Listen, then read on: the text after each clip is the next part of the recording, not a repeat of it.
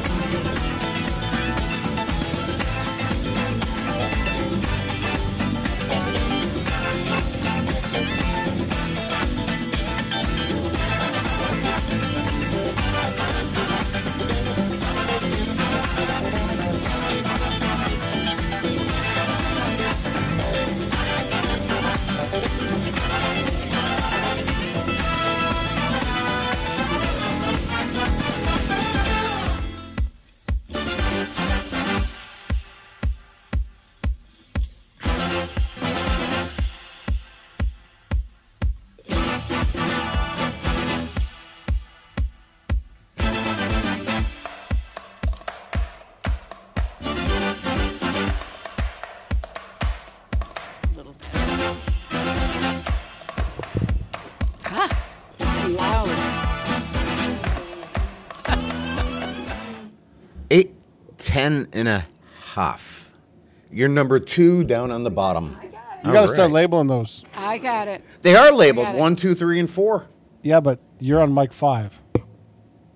We're talking about the headphone. You are on. I know, but I always thought that you labeled that headphone thing weird. Yeah, it's going in one direction one way and the other, yeah. It should be the same way, both ways. Yeah, I don't know how I ended up originally doing that. I don't know. Maybe because it was closer to you or something. Oh, wait. Now it just went into one ear. You got to plug it in. Yeah, I'm learning where all the controls are without looking at them. What I did was that was the main balance. Yeah, I think whatever you did, It goes off. I love how you're doing this like seconds before we start. Well, You know, I played the music it was for 4. working better yesterday, but then you cranked it up since then. it was really high. I It played was the really music high. for 4 minutes. What does that mean? You had plenty of chance to adjust it. You know, the microphones were hotter than the music. They were. He's It right. shouldn't be. They were. They were the Yeah. mics are they were very loud. It was like, oh my God. Yeah, I had Ears everything. in. I had this little miracle device here set for the music. And then the mics came on and they were super hot. That's a really pretty background. Where Okay, is so it? you've noticed. The background's really pretty. Where is it? Here. Yeah, it's school. Okay. All right. You know, Ooh. that's much better. Ooh, okay. I don't have my ears in, so It's actually the school. it's the school. Yeah. Oh, wow. You know that Been little. it's been that way for a couple weeks. It's really pretty. Yeah, the middle of the old high school. It's on the cupola. The cupola. The cupola, which was built for what reason, Peter? Come on. Wasn't that built as the lookout for World War II? Yes, it was an air raid lookout. Why? Who the heck knows? But Is No, the, it's- is the that's the house high- is the house still up there? It's the highest, I one of the don't highest know. points in the it city. just went off. It shouldn't have. What just went off? I'm not hearing him at all. I'm still here. Oh, it's my connection. Nope. Hello. There you are. You're back. All right.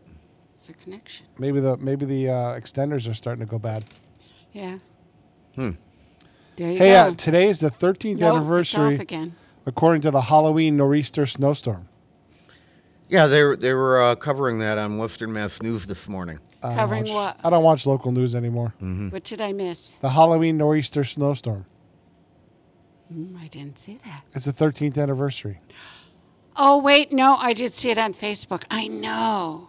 The 13th, that was really something. And we didn't believe it, did we? Did you really think it was coming, or did you say, oh, they always say there's a big storm? I knew it was coming. That one you could see coming. I was like, holy cow, this is going to be bad. I'll bet you didn't say, holy cow, though, Peter.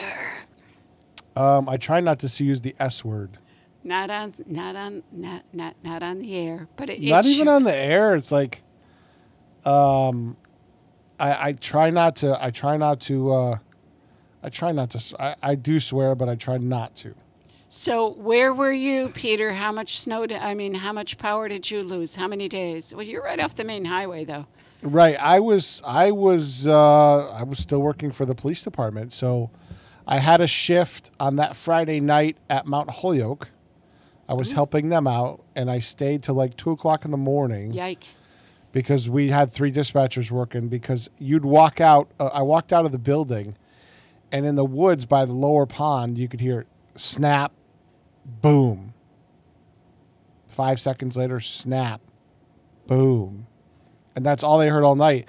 And then driving home was an adventure because there were trees down everywhere, limbs down everywhere. It took me almost an hour to get home when it normally takes about 20 minutes.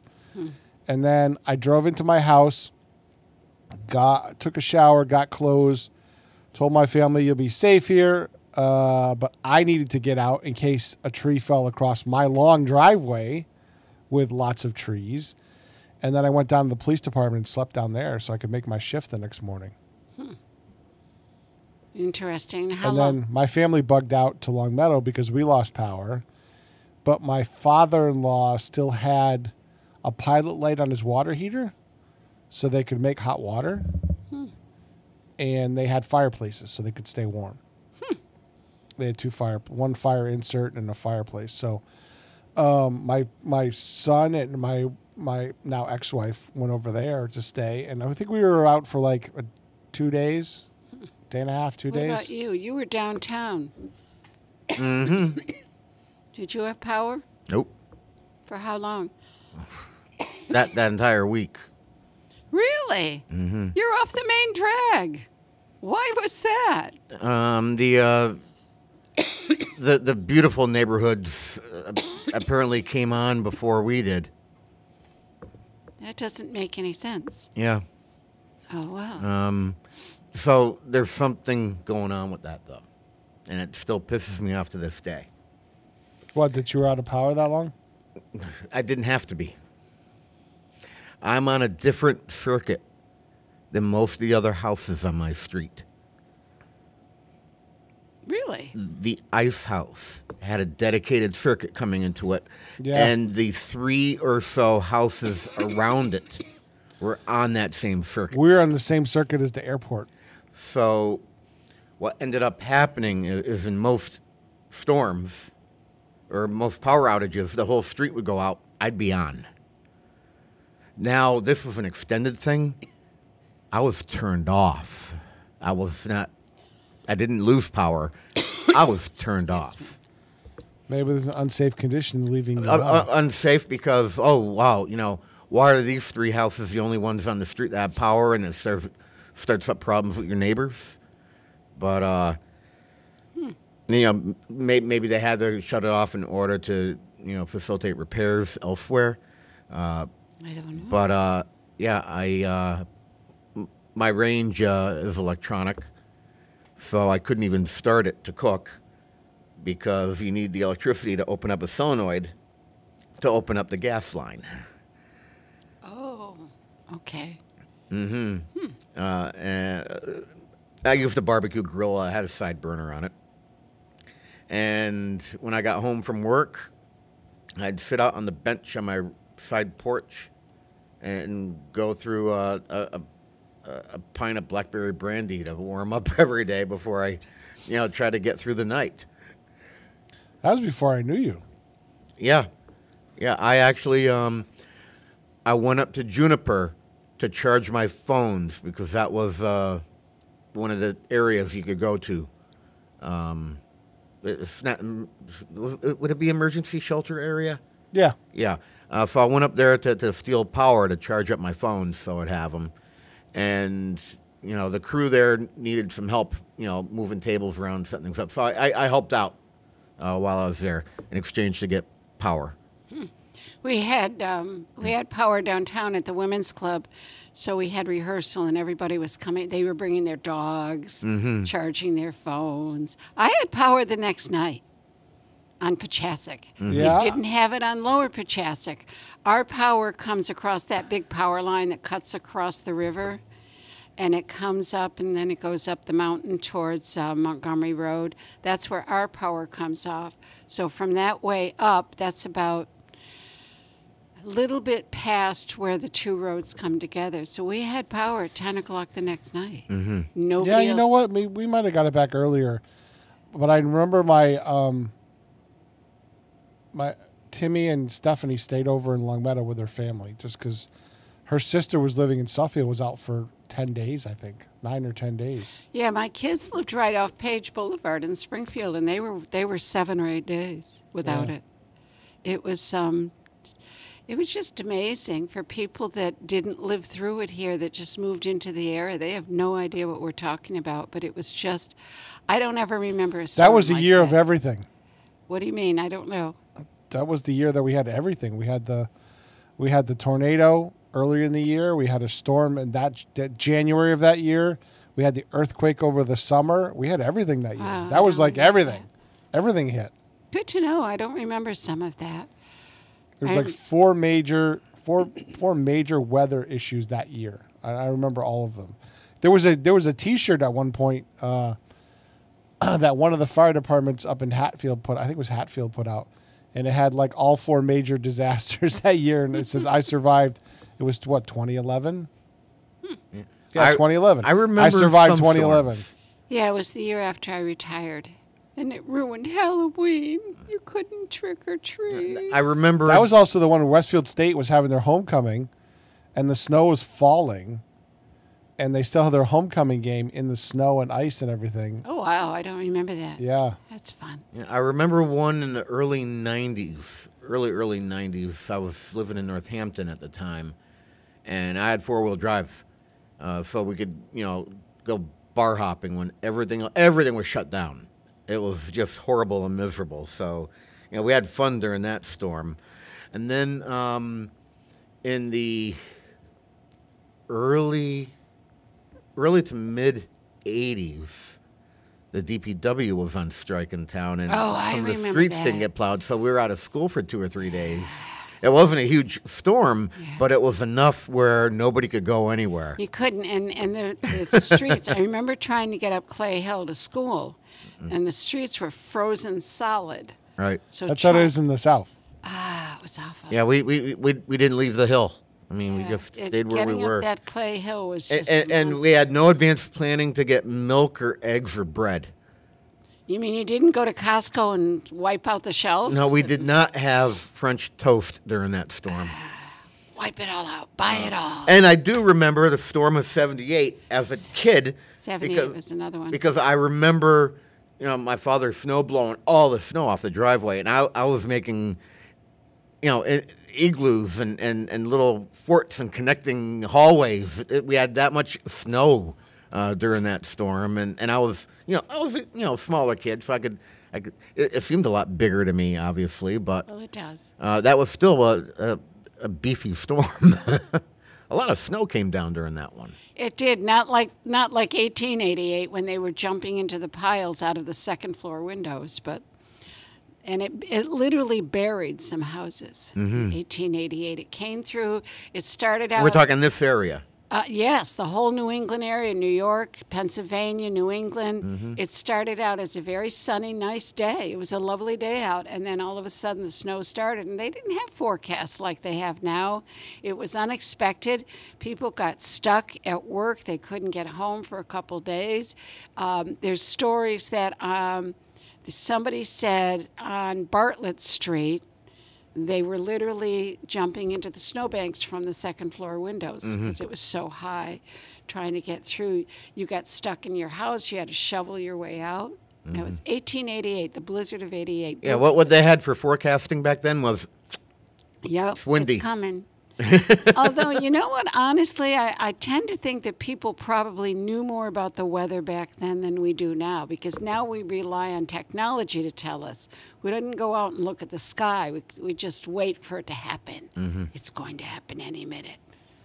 So who knows? I think what we forget is that people back in time weren't any stupider than we are today. They were just as smart, and they had just as much intelligence, as much know-how, in some ways more than we do. In some ways, I'd say we aren't as smart as They were less dependent. They were more dependent on their wits and less dependent on Yes, technology. I was going to say they had more coping skills. I can't make a wooden barrel. I can't make a whip. I can't make a wagon wheel. But they were creatures of need, and they created what they needed. We don't Give do me the that. tools, and I can make that stuff. You probably could.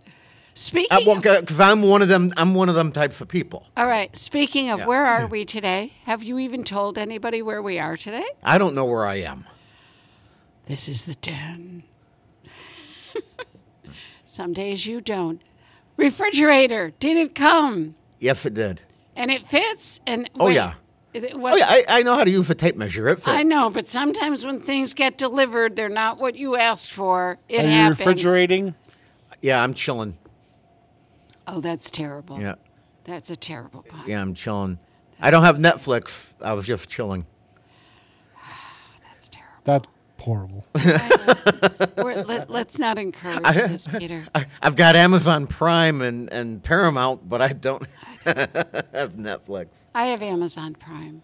I'm not sure how much longer I'm going to keep it, though. I don't know. I don't tend to use it, so that's $15. I use Amazon for other things, so it's included Well, for you me. get the delivery the next day, but I don't order that much. I go in I'm spurts. always ordering. Yeah, I go in spurts. Peter, do you order Amazon? Yes. I'm constantly, Not for content, but I use it for everything else. Yeah, I'm constantly ordering USB drives and Yeah. and Exactly. supplies and Yep. stuff like that. Yep. Well, I may order a new I split- printer because I- this one's had it. Clothing, since I've been losing weight. I kind of split between Walmart and I'm thinking about dropping BJ's Wholesale Club. I really don't use them except for the gas, and I can get gas now. I have almost the same here for Walmart. Yeah, I haven't had to do anything other than something between Walmart or Amazon. Between the two, I'm all set. I go to Walmart only for Mm-hmm. pet food because it is a good price and they have big containers of it. And does Walmart include, is it Paramount or Peacock? I don't know. think I think it's it's Peacock. It's one or the other. Whatever it is, I think advantage of it. I'm getting rid of Peacock soon too because the WWE is moving to Netflix. Yeah. Oh, Walmart is also covering my Grubhub. Yeah. No, that's Amazon. Okay, Amazon. Okay. Oh, I didn't know they did that. Yeah. So, with me being all over the place and using It Grubhub, is a useful tool. It's useful. It's useful in a metropolitan area, Pete. When you're over in South Hadley and you need something, It's been a slightly better than it has been. right? Slightly. Slightly. But I've noticed that even in places that I like I've noticed that the staff quality at Cracker Barrel has gone downhill because the last two times they've not totally blown my order, but they've screwed it up pretty significantly. And that's just attention to detail. It's not the driver. Yeah. Wally's been messing up my orders a lot. Walmart. Yeah. I had one. Yeah, and it's not Walmart. It's the couriers they're using. Why? How do they make it? how do they screw I've it had up? other people's orders Oh. left at my house. I've had items missing, but then I get onto the chat bot and it's corrected for me. It's taken care of.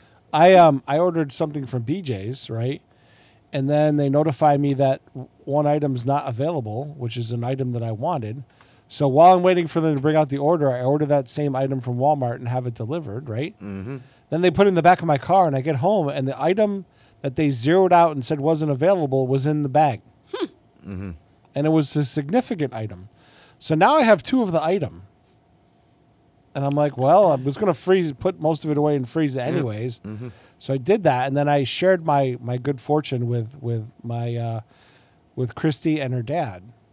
So I had 3 items in the package, and I had one for myself and one for each of them. So, and it was a I had protein item, so it wasn't cheap. I happened to had an order dropped off at my place that wasn't mine. It was either part of or an entire grocery order. Did you order that same day or something, or was it just random? No, I was expecting an order that day. Gotcha, too. gotcha. Yeah. So within this order, there was like 20 bars of soap and like 20 boxes of macaroni and cheese.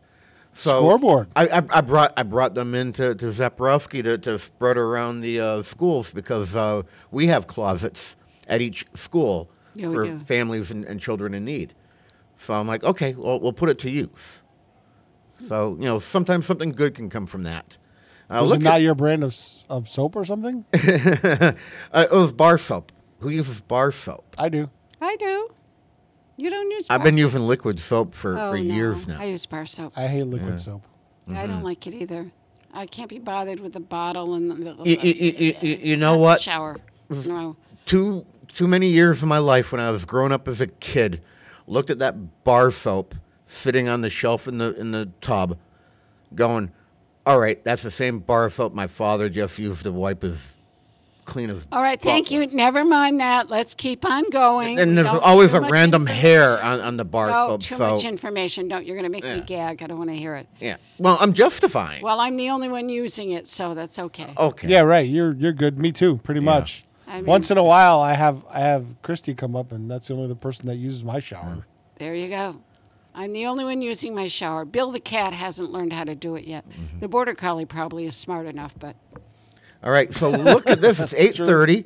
We're going to continue doing something that I started up a while back, and once we have our students come in, I'll explain. I'll to give them you a in long full. song. Oh, geez, here they come. Yeah, yeah. We're all. I didn't give you the warning, but obviously, you know, by now we're going to be doing the Yeah, it's already NBI set. share. Okay, good.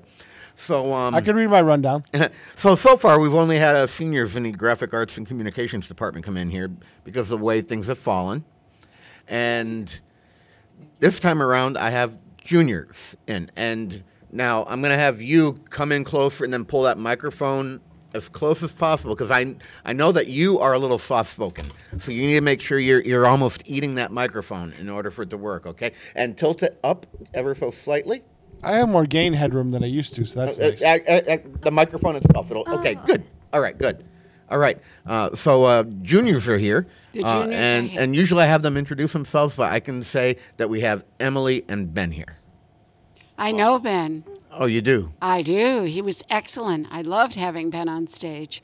In fact, So he's a theater student. Yes, he was, and I looked for him for Robin Hood, but I couldn't find him. I didn't have his contact number anymore. Mm-hmm. I really wanted him back on stage again. Well, see, before he leaves, you Couldn't make sure you take care of that problem. He was really good. Right. So, as I said, I've got mail again. They know I'm live on air. So, you know what? Ben, grab the front part of that arm and bring it down, and then tilt that microphone up just so I can see Emily. Okay, good. All right, so... I hide behind it, Emily. I don't want to be seen. So, if you've ever trolled YouTube around, you might have seen these things called reveal videos, where, you know, someone watches a band or song or video for the first time and they react to it. Well, that inspired me with this, but I couldn't turn around and say... You know, I couldn't justify just doing the music itself. Now, we're tearing apart. You corrected me last time. We're not tearing it apart. We're critiquing. Breaking down. Breaking down. It's 80s music. And I know some of you may be familiar with the stuff, depending on what your folks might have listened to. It's not widescreen. No, these aren't. But not only do we critique the song, but we critique the production of the video. And the hopes is you see something kind of cool, and you go back and you get on to the Premiere Pro or After Effects and see if you can figure out some type of effect or transition or whatever that whatever we see here kind of inspires you to do. So it justifies you getting out of shop for a little while to come in here and spend some time. Don't tell them it's fun. No, actually, I want them to, because I don't want any hesitation when I ask for volunteers. Oh no, you'll never get that. No, oh no, I have to disagree with you on that. If a few people knew that they'd be on the radio show, they would have immediately disagreed. Yeah. Mm-hmm. Yeah, you have a big group. It's a good group. I'm always going to find someone to bring on air this year. I'm not concerned about it. The seniors are actually mostly... once they saw what we're doing here, they're having fun with it as well. So, Emily, I'm going to have you pick a number between 1 and 30. 13. Okay. 1, 2, 3, 4, 5, 6, 7, 8, 9, 10, 11, 12, 13. Oh, that's a new one. We have to watch the old one first. Oh. I should have put that in a different folder, so I'm going to go to the one that we really should have done. There are a couple of groups in here that had sampled. There was an original song, and then the sampled, and then there's some people, in this case, the Kylie Minogue, where she was popular in the '80s when I was growing up, and within the last decade she had another hit, and I wanted to compare those two. Now you're making it complicated. Boring. I'm just justifying going to this. So we're going to open that. Just do with it. VLC. Just do it. This is going to be a fun one. All right. Okay. I'll trim with. Is that even a hit? Cars with the Bum. I don't think so. I wouldn't be surprised, honestly. It's not one I know. The music video, I wouldn't be surprised if a few people knew it, but not because it was a hit. Mm-hmm. I don't even think I know it. Really? Really? I've heard That's a little too obscure for me. Oh no! I think I remember it. I think I've heard it. Uh-huh. But I don't think I liked it. I heard around a few times, but I was kind of not really my Needs to type of get music. closer. Uh-huh. Oh, What year is this Closer. from? I don't have an indication on that screen, but L apostrophe TRIMM.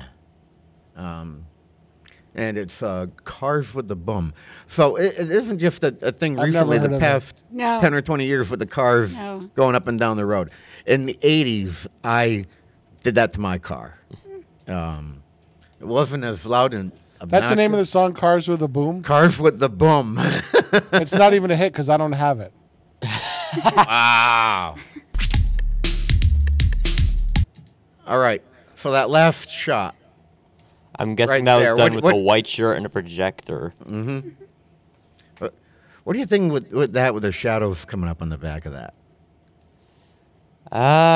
It's okay, I guess. I mean, I'm not really too like agreeing or disagreeing with it. You know, and I don't think they were trying to use it like a green screen at all, because if you take a look at the left, you can see how the entire projector screen doesn't even fill the screen. Yeah, I'm guessing that's the look they were going for. Right. And if that's the look they're going for, then they pulled it off well. But if that wasn't, then they did not do it well. Yeah.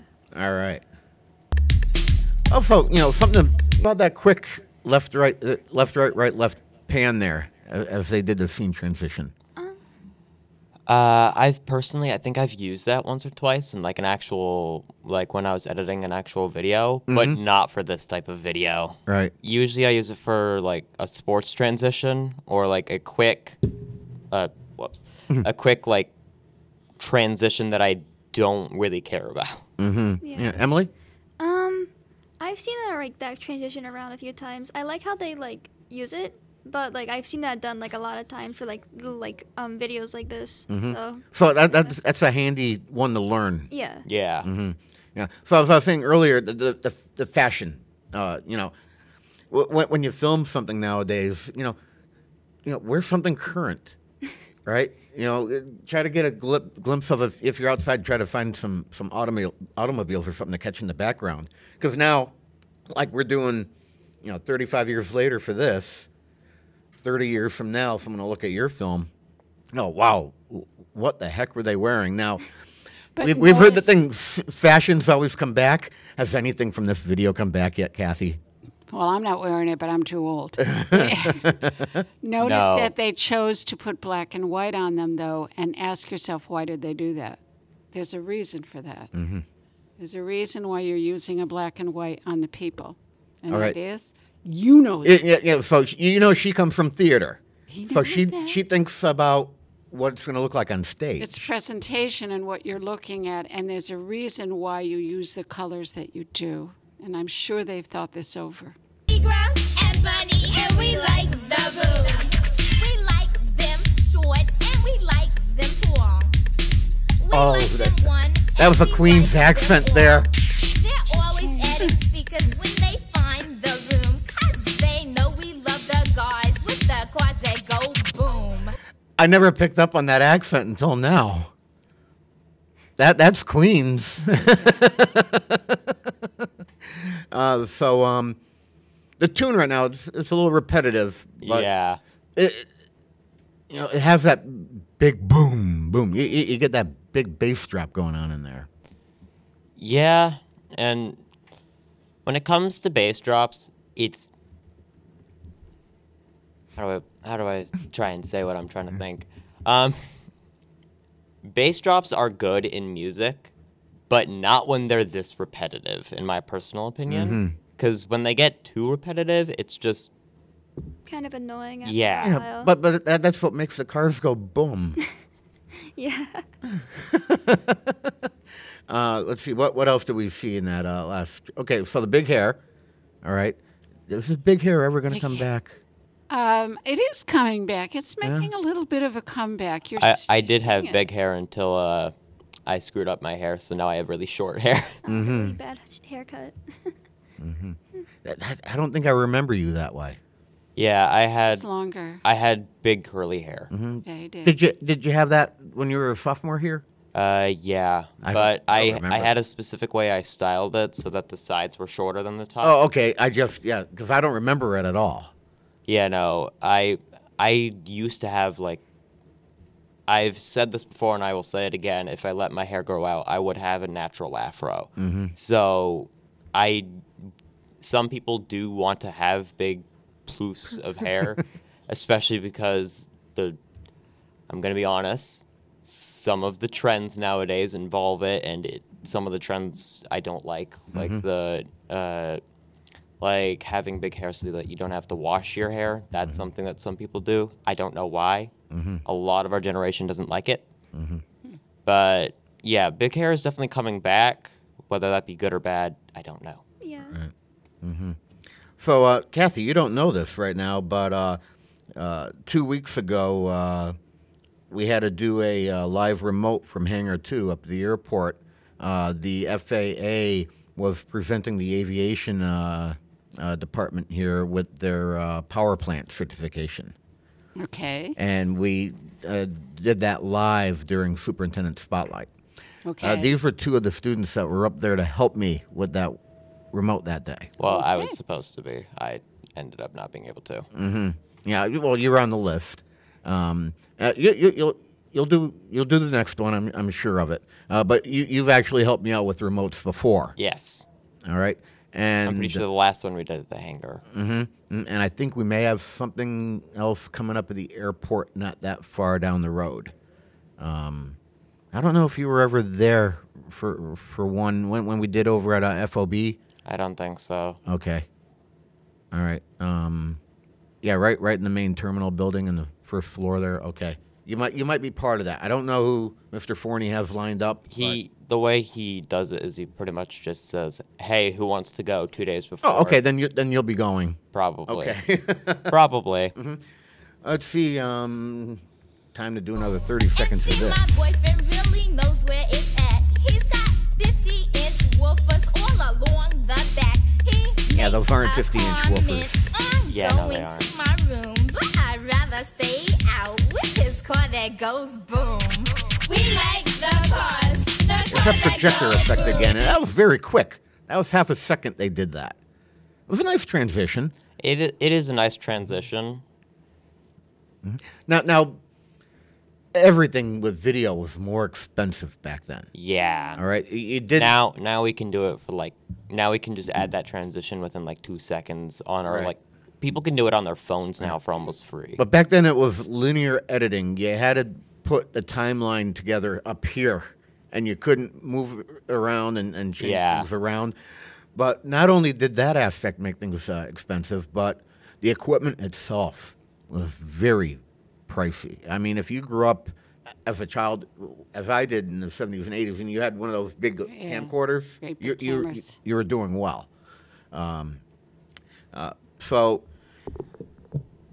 I asked that because the next question is, does this look low budget, or did it have to be low budget? It had to be low budget, and it looks low budget. Emily? I would say 50-50. It's low budget, not really low budget. From the outfits and stuff. Right. I think it'd be kind of ish, not The- low budget. When we look at it today, a lot of the videos from then look cheesy. Yeah. Yeah, I'm going to be fully honest. I could probably make this video.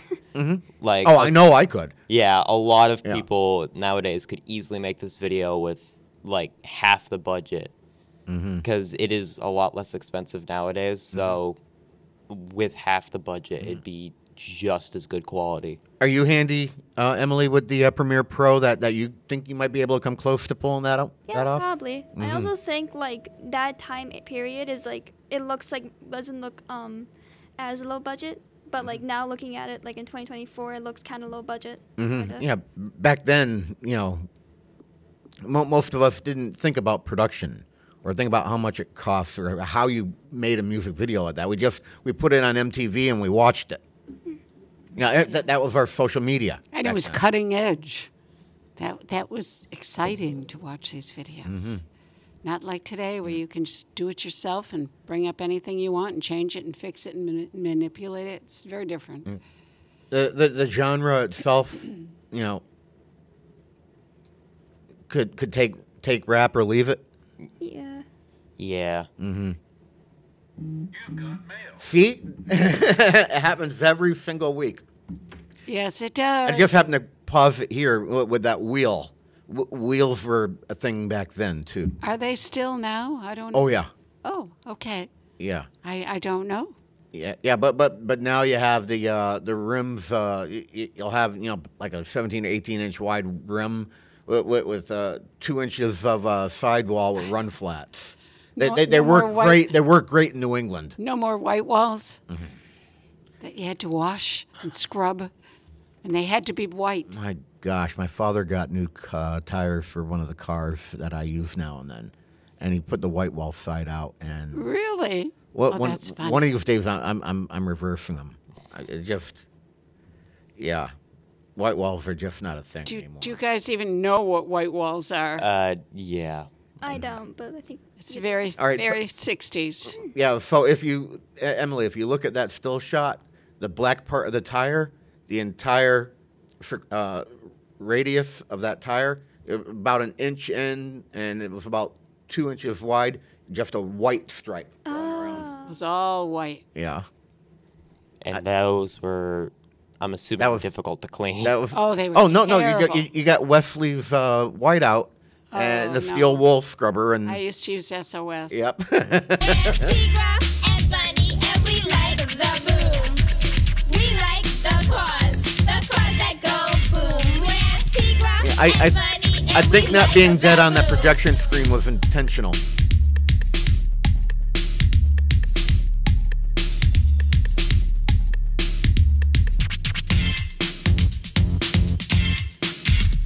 Who are these girls?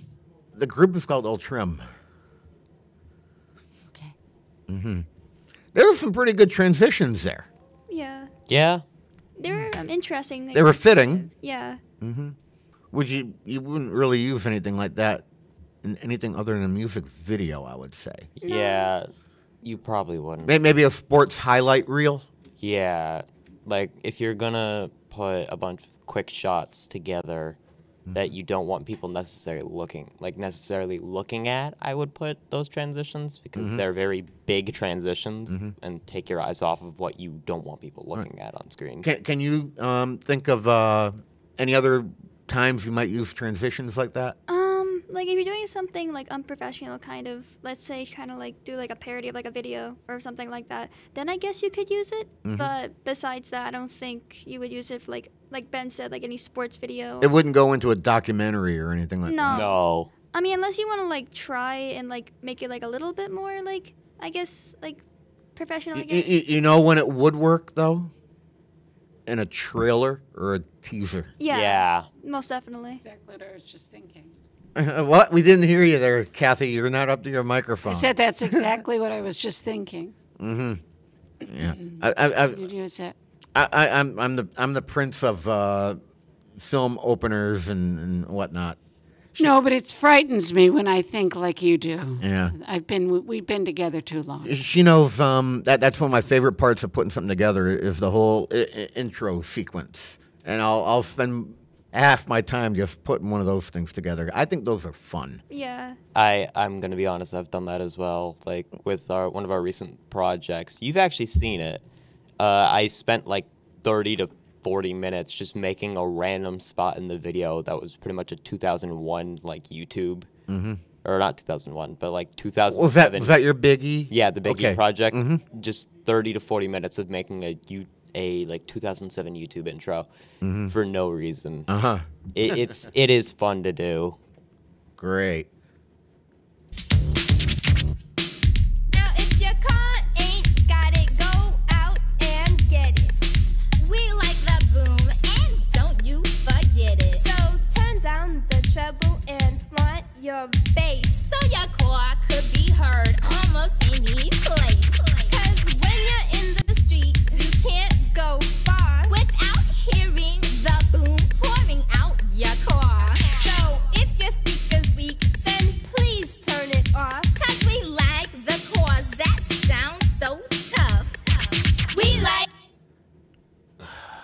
Isn't this song over yet? I never said it was a great song. I said it was an 80s song. It kind of All gets right. repetitive a little bit because it's like over and Yeah. over and over again. All right. Leg warmers. Are they ever going to come back, Kathy? Oh God, I hope not. please God, no. You know, they were, the intention was for dancers to for their dancing. muscles. Yeah. And they became a fashion statement. Yep. So both of y'all are familiar with the leg warmers? Yeah. How?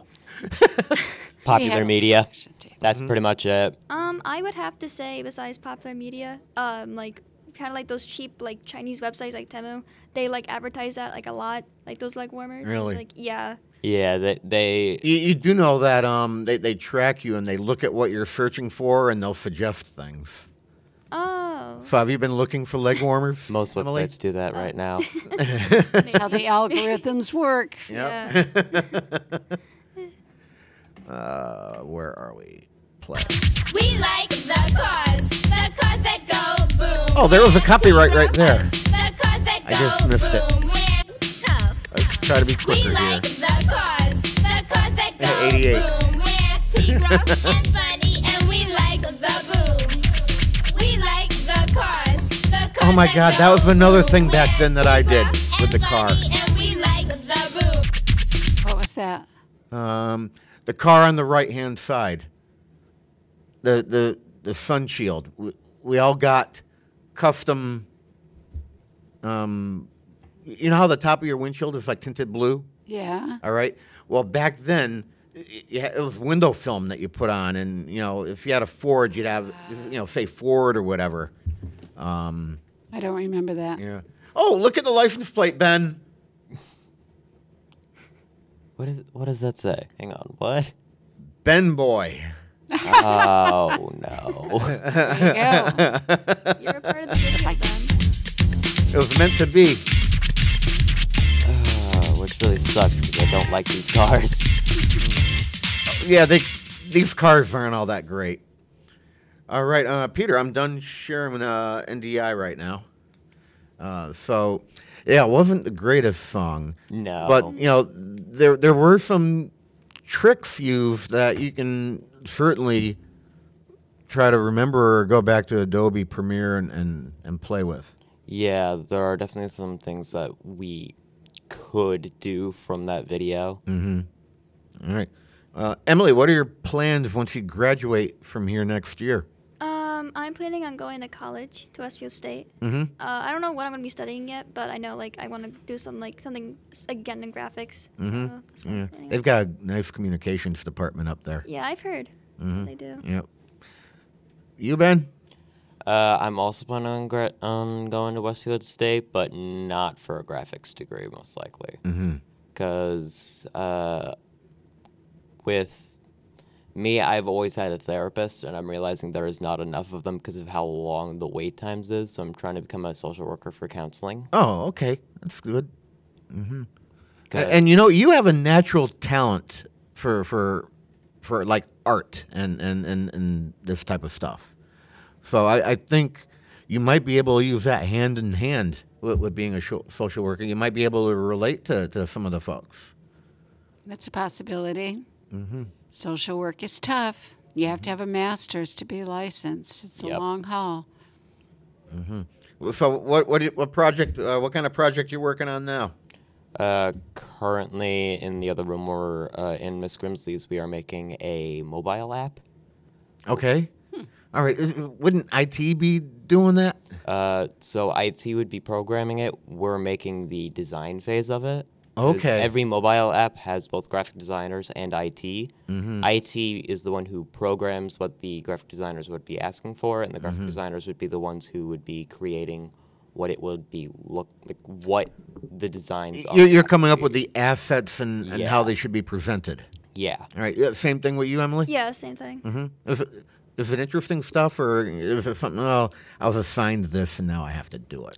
A little bit of both. All right. Well, in the real world, that's what you get. Now and then, you know, I get an assignment from you know, where I work for video stuff, and Ken, we need you to do this. I go, well, I'm not interested in it. Well, you know, we're paying you, so you're going to do it. All right. So yeah, I wish you had a better song than that. We do too. But, when I was going through all these videos and stealing them from YouTube. Shh. No. Yes. We're simply Borrowing? Yeah. I mean, they're old. Partially. They're old enough that they're in the public domain. I'm pretty sure. Oh, no. Probably not. Public But domain what is eternal now. we because of the classification we're in, it's fair use. Broadcasting. It's fair use for this. There are certain songs It's, that take us it's off educational, right? Mm-hmm. Fair use, educational.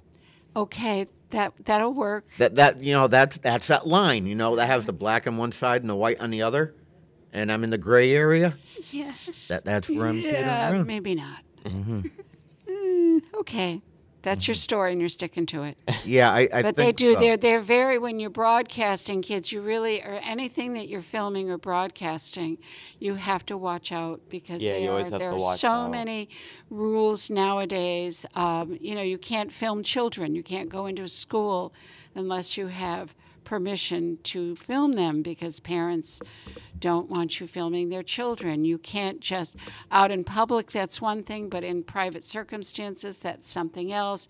You can't film plays. You can't film, in some instances, you can't film performances. So people do it.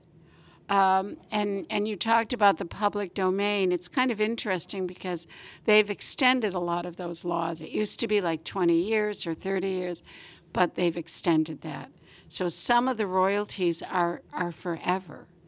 And it's a very, very tricky business. They'll just, chances of being caught, there's so much fan fiction out there that in terms of performances and writing, for example, it used to be Charlie Schultz, you couldn't even put a picture of Snoopy on a classroom wall.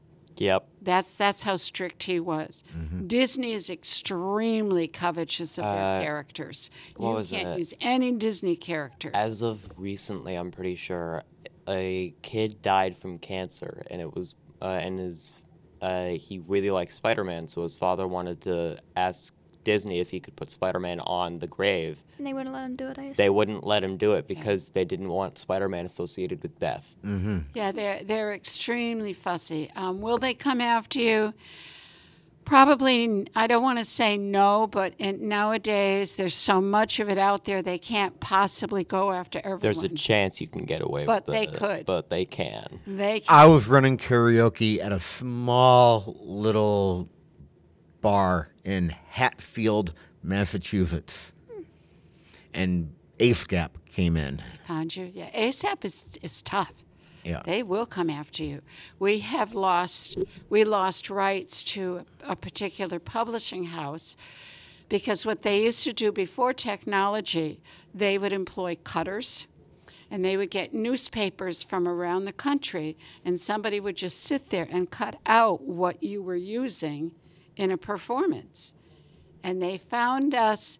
We misrepresented the amount, not through any fault of our own. We misrepresented the amount of people in the audience, and they shut us down. Of course.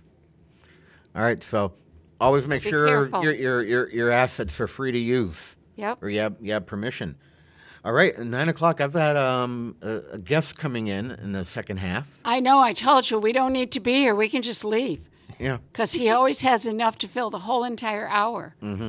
But it's, this is Christmas time for him. Why is that? That's what the brothers consider the election time. Oh, okay. All right. So, Ben, Emily, I want to thank you for coming in here. Ben, it was good to see you again. Yep. Keep in touch. Check the website. We could always use you. We could always use someone to run the light board, Ben. We have a brand new lighting system at the theater. Our lighting board is this wide. It will make your coffee in the morning. It's brand new out of theatrics. It is fabulous. She's overselling it, Ben. It won't make you your coffee. Well, It doesn't matter. I no, can't but have it'll coffee. stir your it'll stir your oatmeal. It doesn't matter. I can't have coffee. It's an amazing light board. I need to learn how to run it. All right, guys, get back to Ms. Grimsley. We'll see you on the other side of the hour. Good to meet you, Emily. Good luck.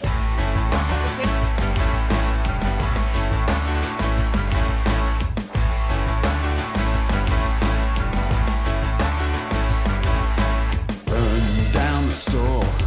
Take what you want.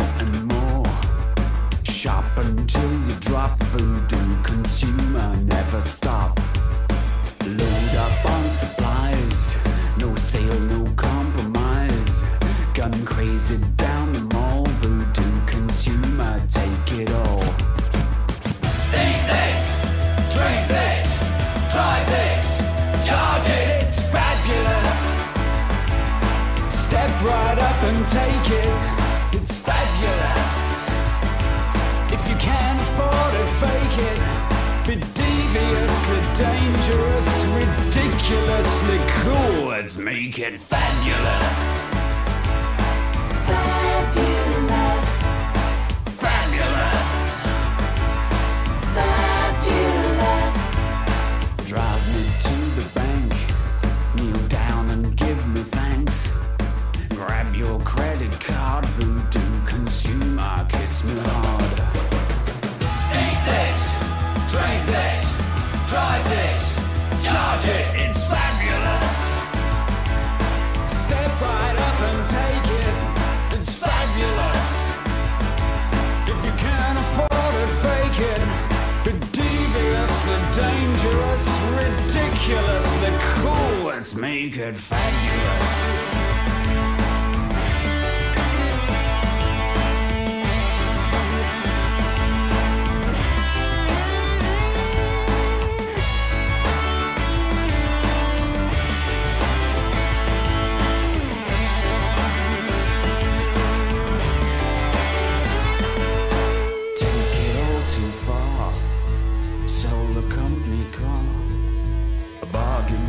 Too late, voodoo consumer terminate. Eat this, drink this, drive this, buy this, wear this, fly this, play this, charge it, it's fabulous. Step right up and take it, it's fabulous. If you can't afford it, fake it. Be deviously dangerous, ridiculously marvelous, meticulously treacherous, disarduously cruel. Just make it fabulous. Fabulous. Fabulous. Fabulous. Fabulous.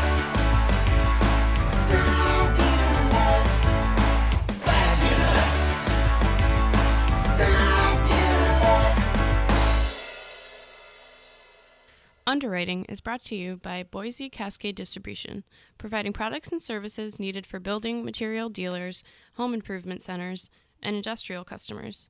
They offer everything from engineered wood and plywood to Drex decking and railing, James Hardie siding, and Advantech subfloor. Located at 33 Fowler Street Extension in Westfield and on the web at bc.com, they are committed to providing quality products, great service, convenience, and value. Join us every Thursday morning from 6 until at least 7:30. Check out the Bobby G and Company Show right here on WSKB 89.5 Community Radio. 89.5 WSKB. Live from Studio 120 at Westfield Technical Academy, this is WCPC Channel 15 at 89.5 FM WSKB Westfield. You are number 3. Am I 3? Are you number 3? It says 4. Well, it says so, right? HP. What does HP? Number 4. Yeah, so number 4. You know you're on the air, right? Yeah, and why isn't my laptop going out? Oh, try it out. Okay, let me try it now. You're blasting. You're locked on 89.5 WSKB. The Dan Knapik Show. Community I forgot you were sending me line level. I'll try that again. Do you want to try it again? Let's do it. Let's do it proper this time. Oh, my glitch. Oh, that's better. You're locked on 89.5 WSKB. The Dan Knapik Show. Community Radio. There you go. Guess who we have here? Some things are never forgotten. No, I appreciate that. You guys never forget me. We never forget you. I have the other 2 in my archive here, too. Do you? Yeah? Yeah. Uh-oh. Yeah, I even have Here this we go. one. You're listening to The Dan Knapik Show. Maybe that guy should come into retirement. WSKB. Absolutely. How long ago was that, A Dan? long time ago. Probably like 2015 was the last year I did a regular show. Huh. Yeah. And that was up at Westfield? Westfield State, yeah. Mm-hmm. When did we move out of there? 2018. Wow. 2018. Down to here, it's been that long, huh? Yep, it has. Yep. Holy smokes. You have the rack speaker on, Peter? Yeah. Okay. Well, we were listening to it in here while okay. you guys were going. Yeah. All right. Yeah, we were listening. Why the heck would you want to listen to us? It's must listen to radio on Tuesdays. Come on. Absolutely. It's important. Did you steal that from NBC? I did steal that. Mm-hmm. Yeah. Best form of flattery, stealing it. Uh-huh. Yeah. So, what do you want to talk about today? So, Big Ken? obviously, you're in here today because I'm not here next week. Oh.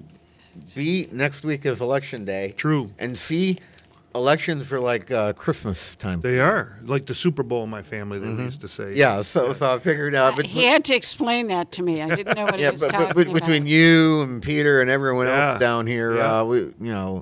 This might be an interesting hour. Yeah. Before we go, to kind of set the tone. Uh-oh. Oh, boy. This is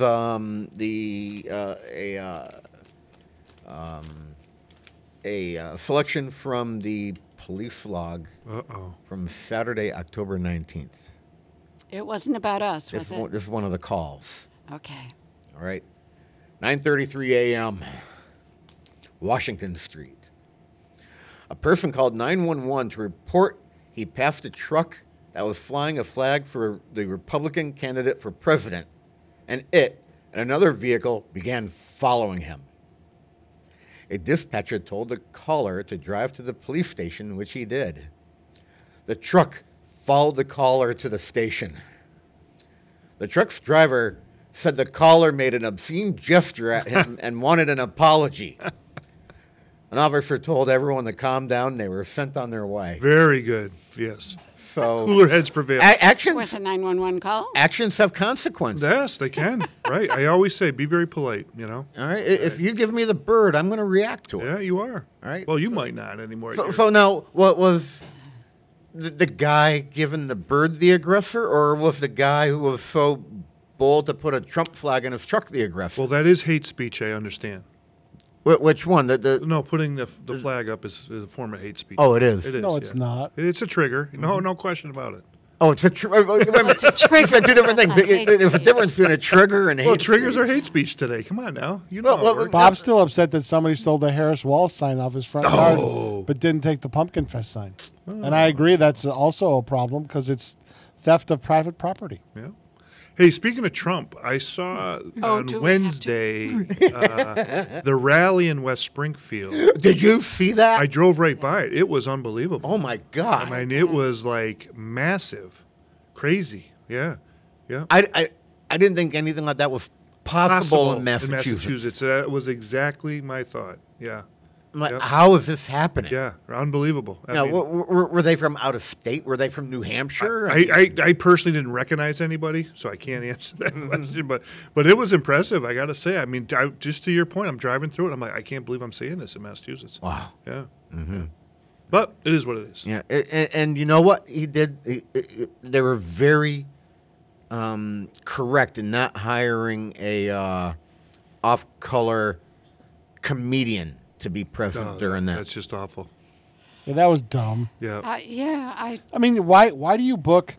The guy is known for being an insult comic. Yeah. Right? That's his gig. Yeah. He insults people. Why would you book him for that event? Like, why would you book him for that event if you know he's an insult comic and that's his shtick? Right. You don't need any more insults. There's enough out there. That's right. You know, that's an interesting question, Peter. What was the agenda for doing that? I don't understand. He's connected to somebody. Is that true, Pete? Did you? I think he's done some appearances before, because I've seen his name bandied about. He's not that big of a comic nationwide, but I've seen his name bandied about, and I'm like, maybe somebody thought it was a good idea, but I'm like, obviously it was somebody who didn't know the shtick very well and said, oh well, he kind of on our side type of thing. He's a comedian. The other problem is under the progressive regime lately, comedy has suffered greatly because comics can't say what they want. That's correct. Yeah, but at the same time, you always have some type of act at a convention, and you would think something this important. He was the warm-up guy. Well, yeah, something this important. Wouldn't you vet them? Well, but you know what somebody was saying, that people that were there several people that were there, media personalities and stuff like that, some of the opinion hosts that were there, said the entire crowd groaned when he said the jokes. And they were like, there was no laughing going on. People were groaning. So even the people that were there that are, MAGA or whatever, people that were there were even like, this guy's an idiot. Gives the other side plenty of meme material. Yeah. I mean, I saw Jim Gaffigan at the dinner there that Harris skipped, the Al Smith dinner. Now, Jim is a very clean comic, right, in his commentary. So there's a way to be funny without being, offensive. And I thought some of his commentary over her, because she had just had that episode of giving the Eucharistic, having Gretchen Whitmer do that thing with the nacho chip or something. I mean, and so, now she doesn't go to the dinner, and then Gaffigan calls her out on that. Like, why wouldn't you be here? Yeah, he was, but it wasn't insulting or anything like that. You know what it was? It was like he's more like in the mold of Bill Maher, even a little bit further to the left than Bill Maher, and he was like, it's not cool. A room full of Catholic and Jews, and you didn't want to be here. I mean, this is a layup for you. Yeah. So there's a time and place for things like this, and it's called a roast. Yeah, right. Well, I don't even know. I don't know. That's, you expect it at a roast. Yeah. No, I hear you. Not on a rally. That should not have been part of that whole. I mean, from what I understand, in the heart of New York, Madison Square Garden, 20,000 people, another 20 outside. I mean, I hear the atmosphere was like crazed, but it was a good event otherwise. Other than that, it's too bad it gets marred by that. That's what it's known for. So, yeah. Well, crazy. That's what was on the news. That's what was on the news. Yeah. So. We are shown what they want us to see. Oh boy, Ken, you're going down that. Jeez. Yeah. It's what it is. It's not the fact that they're not giving you the truth. It's not giving the whole truth. It's by omission. Well, it used to be, and not that I was a big Walter Cronkite fan, but the news should just be the report of the news, not give me your opinion. If I want opinion, I'll watch an opinion-based show, and that way, then right? But so interestingly enough, you have this huge MAGA rally in West Springfield. There was no local coverage on that. Is that by design? You didn't see a big news presence from Western Mass News? It was long enough for somebody to pick up on it and say, look, let's cover it. I did see it. I saw a lot of it on TV. They had it on the local news, like 22 or 40. Really? Yeah, they did. They panned the whole crowd going all the way down. Did they do any man on the street interviews or woman on the street? That I don't know. No, they just did a drive-by. I don't really know. So it's it's hard. I go back to this. As much as there's a lot of news outlets today, but what's happening is it's like, what is news, right? You got to kind of define that, And I think was it Martha Raddatz and J.D. Vance were going at it, and there was the commentary about the apartment takeovers in Aurora, Colorado from Trinidad de Agua, the gang from Venezuela, right? And she's like, well, it's not like it's a huge problem, And his response back to her was, what if you lived in one of those apartments? What has happened in this country that we're accepting of a few apartment complexes being taken over by a gang and running it like a mafia shop? And it's like we weren't accepting of the mafia doing it. There was RICO to bust the mafia. Yeah, but this is what it's come down to today. So I go back to, and I've always said this from the time I entered politics. You want to know what's important to people? Get down to Main Street, go to a diner, go to places where regular people congregate and eat. I don't want to hear it from Hollywood types. I don't want to hear it from elite news people. No, go down to all these little coffee shops and whatnot, and they'll like places like Leo's or something like that, and just ask people how they feel about things, and they'll tell you. And that's real. That's more newsworthy to me than sitting across from a chattering skull who's giving me their bias through the commentary. And I'm saying to myself, this is the United States of America. We should not be tolerating gangs of any magnitude taking over anything. People have a right to live without fear of retribution, crime, violence, or whatever. And every time it happens, it's a little bit less of a good situation for this country to have that kind of violence. You ever notice somehow he always comes around back to a food reference or a dining reference or whatever? Because that's what brings people together. I even, I held up in my head. What?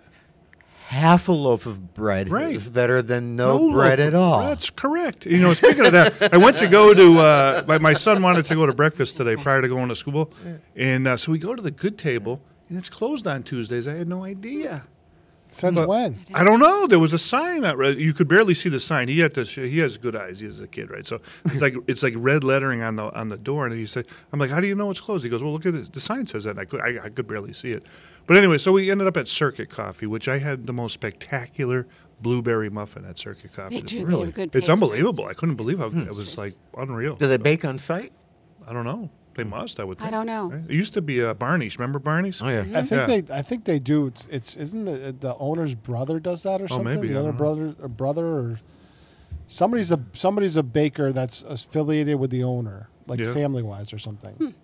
So, anyways, that's my 2 cents on All what's right, been going before on. we get into Christmas, election time,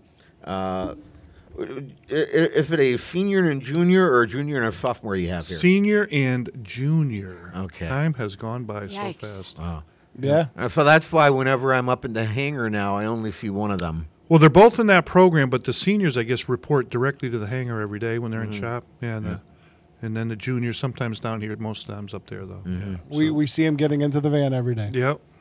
So Thomas drives his car all the way to the hangar every morning, unless he's taking a college. You hear that? class. Drives his car. He's got a car. Yeah, a Toyota Celica convertible, 1991. They were like this when we first started hanging out. I was Believe just me. thinking of I them know. playing ball. That was just. Yeah, believe me, it's like, how did this happen? What are their plans for next year?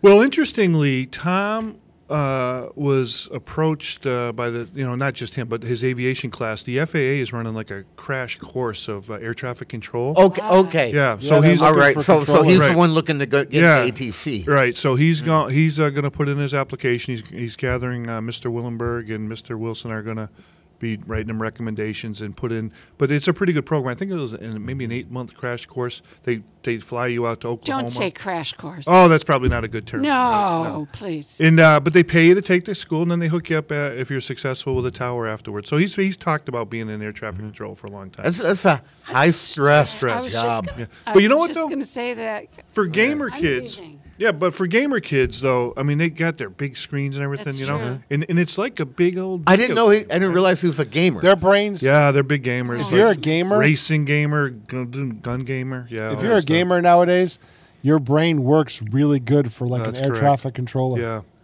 It really does. See, with the early morning exercising and all that, I just didn't think that your house was a gaming house at all. There's only one person that does early morning exercising. Oh, really? She's not here.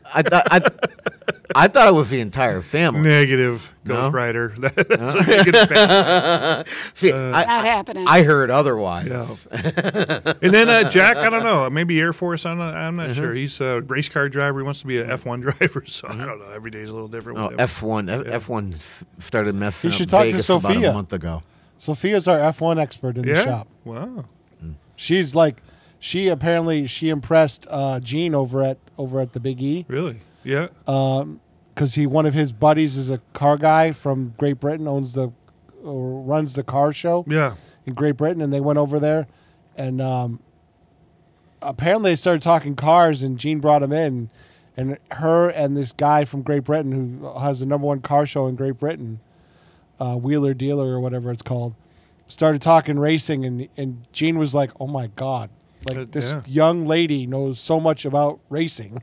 It's big with that age bracket. They're big into that European Well, race. type thing. when I was out in Vegas covering the truck that imploded, F1 wasn't. They were setting everything back stopped up, there, yeah. and I took photos of some Yeah. of the stuff going up, and I showed Sophia the other week. yeah. She goes, "That's F1." Yeah.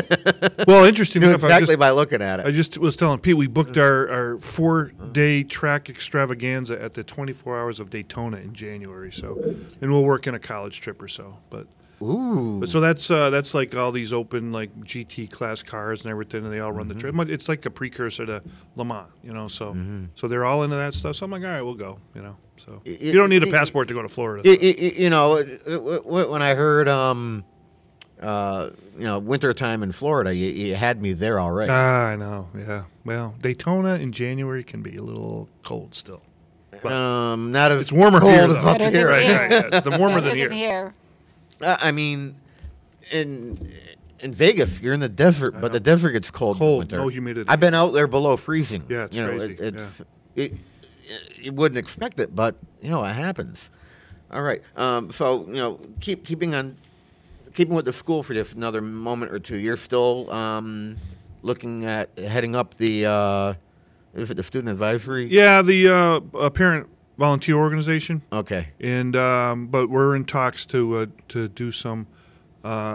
Maybe turn it over to the foundation, right? So that's it's charitable. There's 2 charitable entities here now, and the foundation is,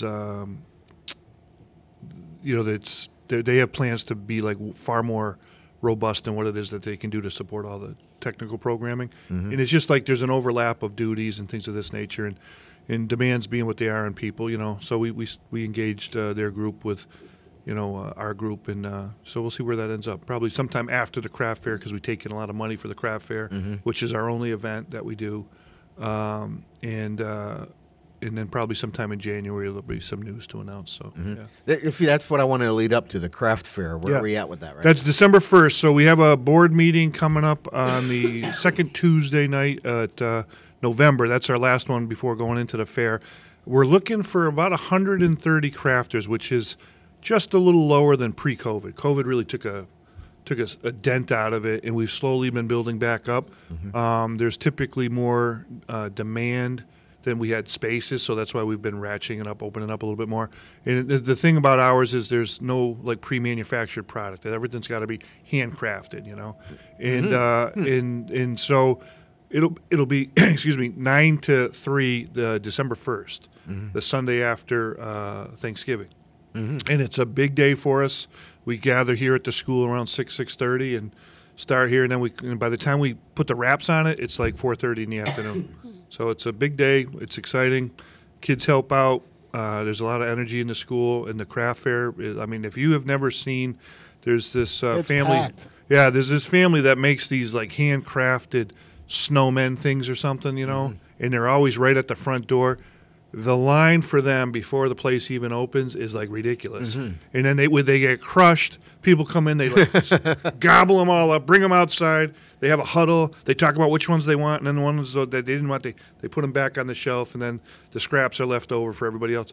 But it's all done for them in like 2 hours. It's like completely cleaned out. And room for any more vendors? Yeah. Yep. Okay. $75, I believe, is our new charge. Now does Tiger's Pride do anything during this? Well, we used to have them do that, but it's a little bit difficult to manage a lot of different demands on the student. It is on a Sunday, so that does a problem. So what's filled the gap is like the Key Club has sold some things. And our thing is, if you're going to come, you can make a little bit of money for your group. You put out the coffee, the donuts, or whatever. So we've kind of gone to that model.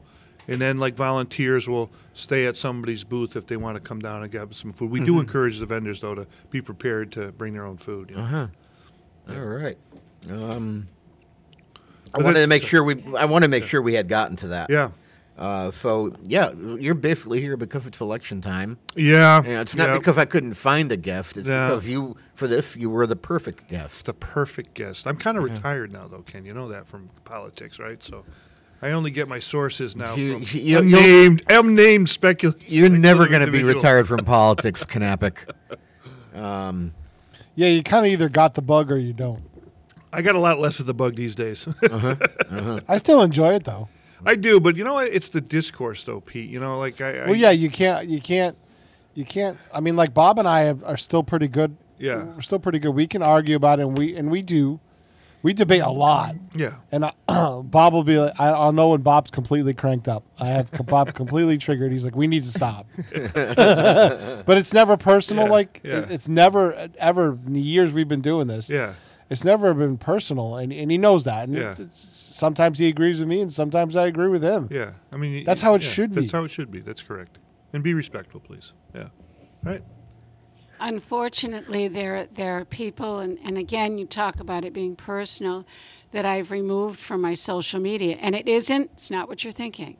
It is not because I disagree. No, understood. It's because when they put something up, all of a sudden I've got people fighting and calling each other names, and it's not fun. So I just, for now, during the election, I block them only because one of my best friends, who has a very, very, very religious view of everything. So people have called him some terrible, terrible names. And Dan, he's a friend of mine. Yeah, understood. I don't want people calling even though I disagree with him, I don't want them calling him names on my website. Yeah. So I mean on my Facebook. So I have taken him off. And people's names are fully seen there, so it's like the vitriol comes out. They don't even care that they're being identified. And at the same time, Please don't do sometimes you that. can do an anonymous post. Yeah. No backbone if you do that. Yeah, true. Stand by what you put type. Yeah. And sometimes I've asked people and they get angry at you. They'll put something up. And honestly, only because I really do want to know, clarify that information for me. Please let me know where you saw this so I can check it. Yeah. And then they get mad at you. I'm not against it. Just agree. Clarify it. I stayed away from a lot of that. I used, people say, why do you put up so many animal posts or cars or wrestling Cat stuff? pictures in theater. Right. Because people like that stuff, And but I did at one it's time. It's also and it was a refreshing break. It is a break, but I did put up some commentary about the student loan forgiveness program, and I couldn't believe the folks that I knew that came out of the woodwork that thought I was crazy for saying that I don't support that situation. And I'll go back to this. When you have unfettered amount of federal money propping up loans, all you get is inflation at the college level. There is no incentive for them to rein in costs. So all you have to do is look at a lot of these colleges. They're loaded with administrators. No, if it's really about the students and keeping a cost-effective education, put it in the classroom. I don't have any problem with that. But when you see like vice president, associate to the vice president's vice president, I get just tired of seeing this stuff. But my number one biggest issue with that is there's a small percentage of people that benefit from a college degree. What about the person that needs some money to go to tractor-trailer school or go to whatever school, right? There's none of that. Or what about the kid that just made it on his own and he's got his own business since he was 18 years old? And I know a number of these kids that run landscape businesses. There's nothing for them, yet their tax dollars paying for that gift. And I go back to this, and Trish and I, we were really good about this with the kids. You need to think about a course of study that's going to have a benefit to you in the end. I can't believe the number of people who go off to school there's a friend of ours, she's got a doctorate degree, hundreds of thousands of dollars. Are they making coffee at Starbucks right now? Not quite that bad, but it's like, you made a conscientious choice to incur all that debt. I shouldn't have to pick up the tab. I will say this, though. Here's what I do support on that topic. There should be a base principle that you are responsible for and control the interest rate. 8%, that's ridiculous. 2%, that's fine. Okay? Mm-hmm. So let's do something to actually reform it. But you signed on the dotted line. I paid my student loan back. You signed on the dotted line. You took a course of study. Didn't pay off for you. We'll figure it out. I shouldn't have to pick up the pieces when you're a small percentage of the population. And I know that ticked off a lot of people. Mm-hmm. But I think about the greater amount of people who would never have access. Actions have consequences. That's correct. Anyways, yeah, you mentioned administrative. I just read something that's completely good to social media. It says, "Don't argue with people on social media. Every classroom had a kid that ate paste.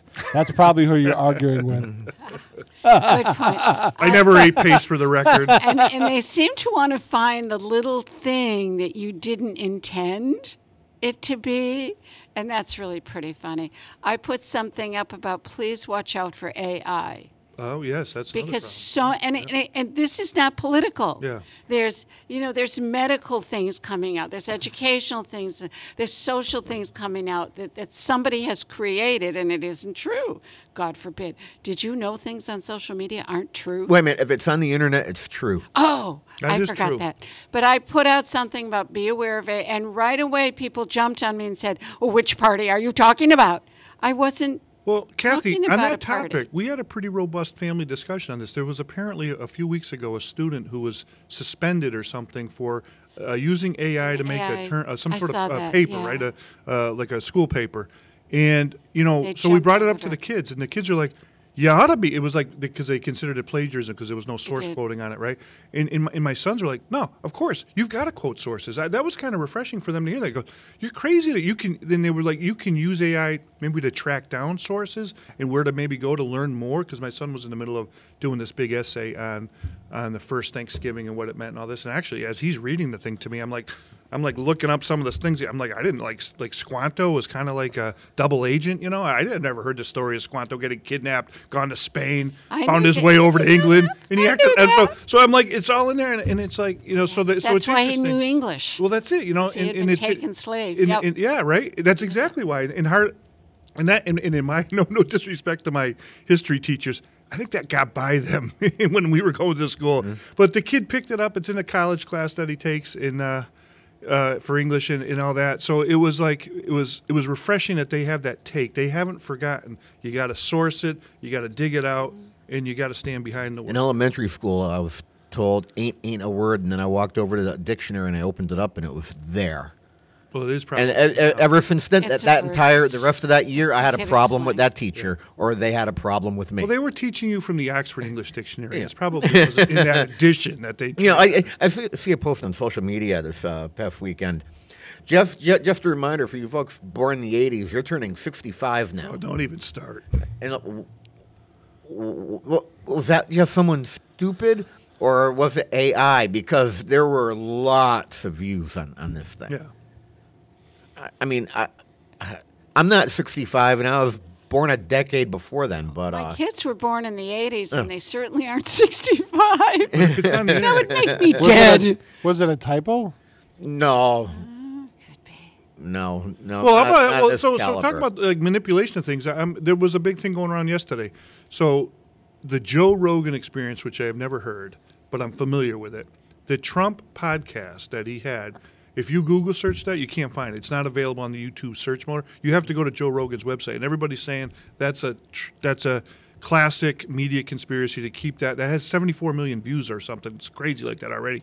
But I'm saying to myself, I'm like an average person of some semblance of They intelligence. might have fixed that because I just Googled Joe Yeah. Rogan Trump podcast and it comes Did up come first. So I'm saying to myself, but stuff like this, what happens, if it gets on there, it goes across the globe and it becomes the reality. It Whether does. And how do you know if it's true or not? You don't. You that's say why when something I- over and over Right. enough again, and It's it becomes true. That's correct. When I ask, please, I just want to see the source. I'm not questioning. I yeah. just want to know more about it. Yeah.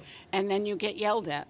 Yeah. I like the Bongino rule. You wait a little bit. Wait. Yeah, that's wait. a good just idea. give Yeah. it 24 Yeah. hours, Wait, 48 stop, hours. think. Yeah, wait, stop. Stop, wait, think. You have to do that. I think about that with some responses. Or when people have a worm in a poll. But that's a whole nother But the problem today is we're like everything is a snap decision on things. We're so used to like fast self-satisfaction on stuff. It's hard to wait. People can't wait. They just fire off crazy. They do. Yeah. Anyways. Earlier you mentioned about a lot of places being administrative heavy. Yeah. And I just want to, a lot of people might. Is Westfield CPTV administratively heavy? Is it? There's a lot of administrators here. No? We barely have anybody. What are you talking about? I knew you were going to get you. Holy crap. Yeah, we don't speak of. And it's the salaries, that body Peter. It's the salaries. The salaries are outstanding. Oh my gosh. But a lot of folks have probably been seeing, at least on social media and sometimes the news, what's going on over at Southwest Airlines. And yes. yeah, and we got a hedge fund trying to take control of the Oh, I board, didn't know that. et cetera, et cetera. Well, Ken, before you go on that, I was just struggling with a new disease that's cropped up in the country. I was like horrified because we're getting ready to go on a plane in January. It's called gate lice. I had never heard of that. I'm like, is there a treatment for that? What the hell is gate lice? What's gate lice? Yeah, well, that's it. What's Never gate heard lice? of that. Right. Well, Thanks for getting that in my head. yeah. now. Well. So I'm sitting. I'm I'm heading out on Sunday. Thank you. So I'm legit worried about that. But you mentioned Southwest. Southwest is a major contributor to gate lice. Are you flying Southwest?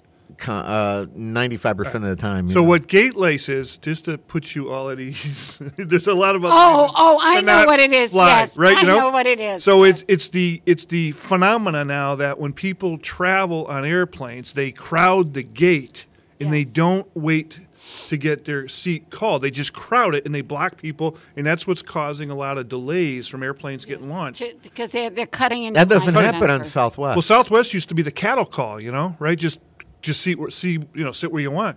But if that's sit where you want, Right. but it's organized getting down the jetway. But the gate lice now has gotten so bad you can't get through the lice to get into the airplane. Now they're saying so there's actually some sort of FAA activity going on. I was so at ease that it's not actually a disease or a bug. That might be happening at Spirit because they're getting flag your boarding they're pass. dumping like 35 A320s. Yeah. Oh, really? Yeah. Yeah, they need the money. Yeah. Oh no. Well, Yeah. I flew Spirit to Denver. It was like being on a one of the Conestoga wagons, man. It was like a board seat stuck in like a like that situation. No video. One bag of pretzels for a 5.5 hour trip. I'm like, I'm never flying that plane again. Yeah, Oh, it's looking like. oh, that was maybe Frontier. I'm sorry. It was Well, it looks like there yeah, may be. yeah. They're looking at again Frontier buying them out because they're in that rough shape. But saving $100 is but not a they're trying to change some things around at Southwest. They,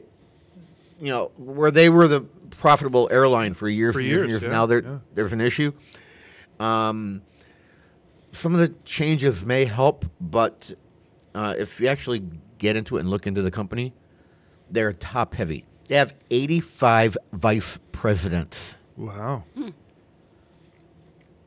What's the vice president to mechanic do? ratio? I mean, it's crazy, but when I heard you mention administrative heavy, I wanted to mention that. Yeah, that's always been a big bug. It's something I'm following. Yeah. But coming back from Miami twice, I couldn't find a flight after 10 o'clock in the morning to get back from these cruises, so I'm on Delta now. Yeah. And you have to stop in Atlanta? No, that's 18. No, I'm DTF. What Pete? What airline? What airport is it? DTF. DTF. DTF. Don't know. I don't think I've been to that one yet because I don't think Southwest uses that as part of their hub and spoke. DTF Airport. Dallas Fort Worth. Okay, so I'm going west to go in order to go east. An American airline phenomena. Yeah. I knew a guy once. He was going out of JFK to go to Europe. He had to go to Ohio or something and land there, then to go to Europe. It's like that's crazy. All right, so we do have some time to actually talk election. We do. We'll start with the presidential election. Is this going to be another year where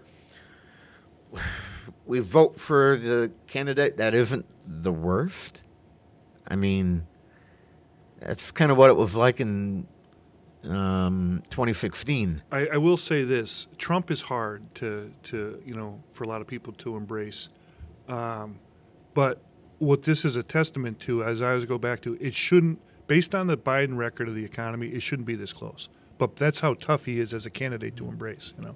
I do believe there's a momentum. For him. But unemployment has been the lowest since like 19. No, they'll revise that after the election. You'll find out it's not quite the same. But because that's they lost 1 million jobs over the summer. They said there was 1 million more jobs than there actually were.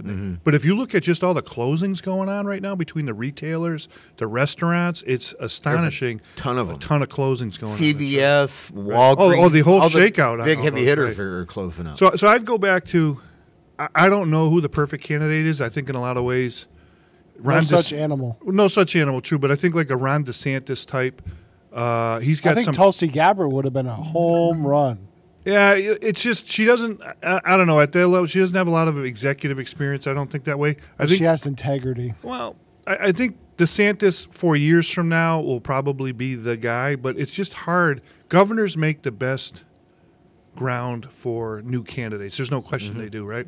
So it'll be interesting to see. This one's kind of like I'm giving this a mulligan. And I'm looking at, hey, what's the next 4 years look like? Because Harris won't come back if she loses. There's no question she will. She couldn't even get through her own primary. And her opponent, Trump, I'm thinking it might have been a mistake for him not to choose Nikki for running mate.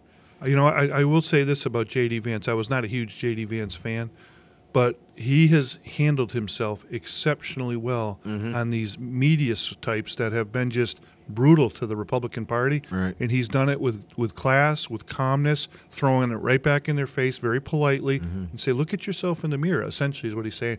Look at what you're talking about.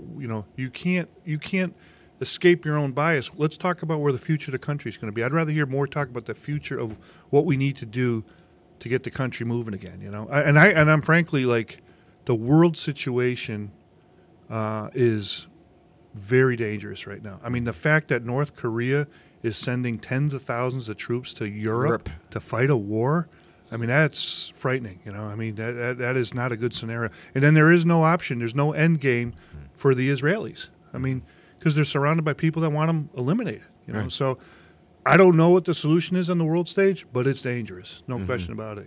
Right. Yeah. I think that no matter who you talk to, either candidate, they have their pluses and minuses when it comes to the world stage. Yeah. All right. So it's like this, Ken. To your point. Okay. Hold your nose. Take a vote. Right. That's what it feels like. Yeah. No question. Yeah.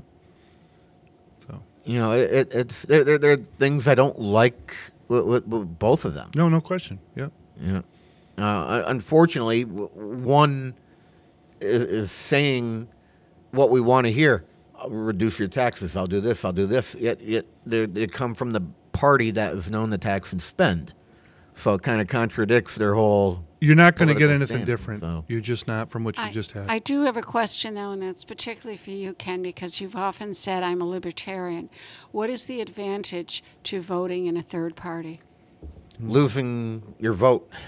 What does it do in terms of taking a stand? Hopefully over 20, 30 years, people see a trend that people are actually voting for a third party, and it'll open up their eyes and say, you know what, maybe this will work. Maybe 30 or 40 years from now, they would have had enough, like we've had enough. Until the money moves around That's a little correct. bit. Yeah. Until some major PACs get behind these third parties. It's hard to do it. You watched the speech Trump gave to the Libertarian Party saying you should endorse me because your vote will honestly, in the grand scheme of things, really mean nothing because you can't get even to 10% of the vote. Right. I mean, he was honest about it. He was blunt about it. Well, Ross Perot handed the election to Bill Clinton. I mean, there's no question, right? So he took a huge chunk. He's had probably the most impact in the actual amount of votes that a third party candidate gets. I think. Yeah, it was crazy. It was a high number, But third parties become more popular when there's discontent, right? But to Pete's point about the money, it is really about the money. Until something changes dramatically, I don't see how you're going to have anything less than what we have. What I find kind of ironic, being a lifelong Republican, is the Republican Party that I see today, in many ways, has come more about the party of the Irish Catholic Democrats, I think, from the John F. Kennedy era, right? I think, just their position, whether, maybe you think it's too extreme or not, but I mean, I'm a traditional Catholic, and I don't want to get into anybody's, what do they do with their own medical situation, but to the extent that we should try to, not terminate life prematurely, that's a big debate, in the party that I see today. I mean, I find it unbelievable that, like, the iron workers down in Pittsburgh at the local level are all for Trump, but their national level is the international managers, if you will, the leaders, are for the Democrats. So it comes down to, you look at that electoral map, right? Coastal elites, everybody else. Coastal elites are talking about Democrat strategies, this or that, things that benefit that.